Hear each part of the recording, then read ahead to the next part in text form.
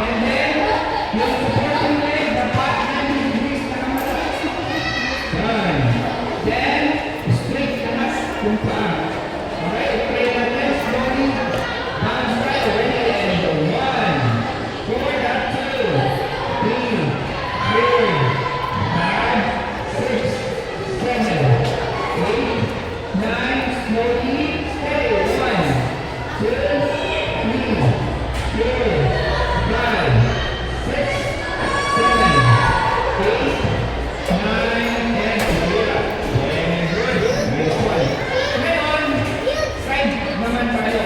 So, lahat po dito sa mga malas. Alright? Look, same lang, close up pa rin. Yung supporting leg, nag-side lang po. Okay? Yan. So, ang unahin natin i-stretch yung right leg natin. Try natin. Right. Right po muna. Right leg. And then, yung kamay, ganito po. There. And then, yung likod, dapat nasa harap. Hindi po siya sa likod. Okay? Try po natin. So, ready? Slowly.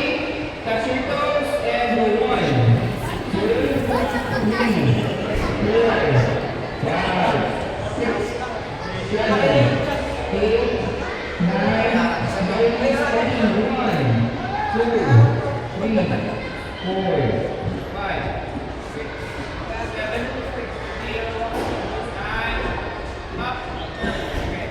Okay. Again, yung coaches let's see na kailangan naka-straight yung paa ng bata.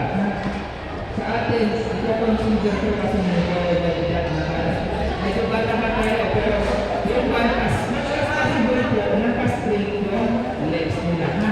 Para mas malakas yung effect ng stretching natin. Okay, next.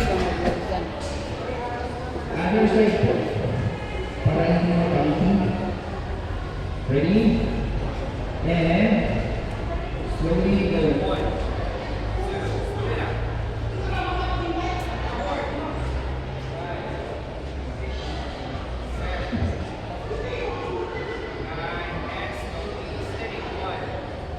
3,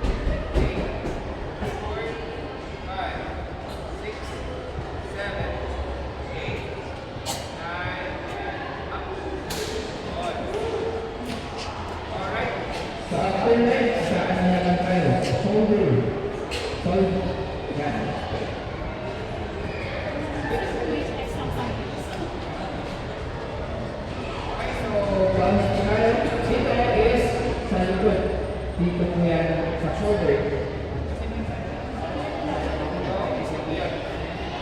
Yan. Okay? Sige. Press mo tayo. Straight. And go. Look. Bounce na po. 1, 2, 3, 4,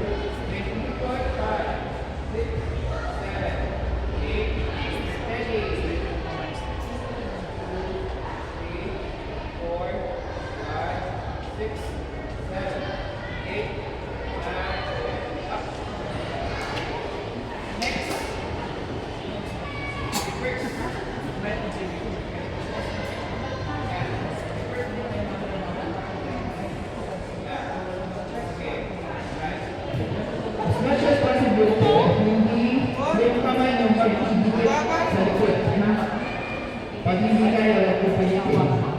Medyo may pagpapay.